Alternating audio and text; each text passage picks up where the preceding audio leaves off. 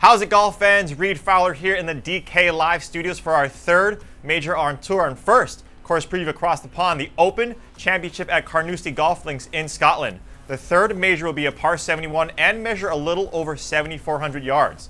This will be the 8th occurrence Carnoustie will host the Open, the last and most recent back in 2007, where Paddy Harrington took home the Claret Jug over Sergio in a playoff. The finishing score back then was about -7.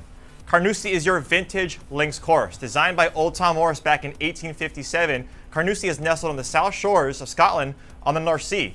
Later made over in 1926 and unchanged ever since, Carnoustie is routinely regarded as one of, if not the toughest, links course in the world. Back in 07, Carnoustie played as the 5th most difficult, where the scoring average was about 2 strokes over par, and in 99, played as the hardest, where scoring average was close to 6 strokes over par. This was also the same year Jean Van de Velde lost a 3-shot lead on the 72nd hole in spectacular fashion, attempting to hit a shot out of the burn and eventually losing in a 3-way playoff to Paul Lawrie. This is notoriously considered as one of the worst and biggest meltdowns in the modern era of sports. Early reports have expressed the dryness and fast conditions Carnoustie potentially will play come Thursday, but that's not the only dynamic making this layout different and difficult. Carnoustie, unlike any other course, will be dictated by the weather conditions.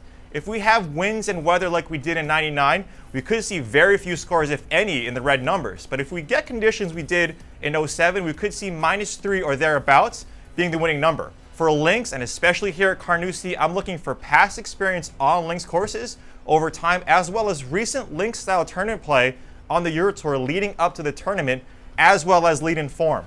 Other key stats I'm factoring here are strokes gained tee to green, bogey avoidance, and guys who can play in the windy conditions. And my top play and pick to win is Justin Rose. He is playing too good not to roster him, but you better be ready to eat the chalk. With 2 wins already this season and 2 solid finishes at this year's majors, Rose is in great form. Over the last 24 rounds, he's 5th in strokes gained tee to green, 15th in fairways gained, and top 20 in bogey avoidance. With 4 consecutive made cuts at the Open, Rose gives you that cut equity you need from the high-priced studs at the top. He stays away from the big numbers and keeps it in the short stuff. And even if he hits it a little off target or misses the green, he's ranked 5th in strokes gained short game. Set your lineups early and be ready to get up early to enjoy the 147th Open Championship.